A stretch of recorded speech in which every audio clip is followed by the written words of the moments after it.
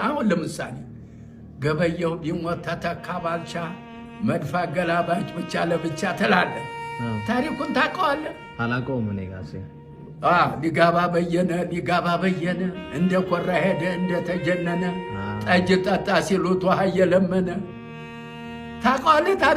ታሪኩን አላውቀውም ሲባል ግን እሰማለሁ። ይሄን እኮ ይሄ ነው አሁን የኢትዮጵያ ሕዝብ ይሄን ሁሉ አያውቅም።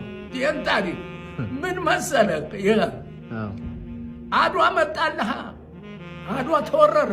እንደ ስላሴን ያዘው ጣሊያን ገባ ያዘው አድዋን ሲይዘው ራስ ጎበና ነበሩ የጦሩ ኬንያ ያዘመቱ።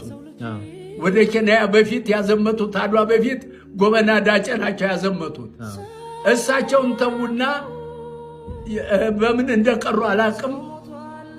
እሳቸውን ተውና ጎበና ዳጨን ተውና ፊታውራሪ ገበየሁን ሾሙ ለአድዋ አዝማች። ንጉሱንም ራሱንም ደጃማቹንም ፊታውራሪው ነው የሚያዘው በጦርነት ጊዜ።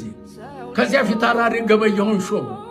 ሲሾሙ ከዚያም በኋላ ሄዳ ዘመታ ገባ ክተት ተባለ። ከዚያ የእንዳ ስላሴን ጣሊያን አረከሰው። ገበየሁ ግባና በሞት የቀድሰው ተባለ። ገባ በጎራዴ ሲመለምን ፊታውራሪ ገበየሁን 2 ሰዓት እንደተዋጉ ገደላቸው። ጣሊያን ገደላ።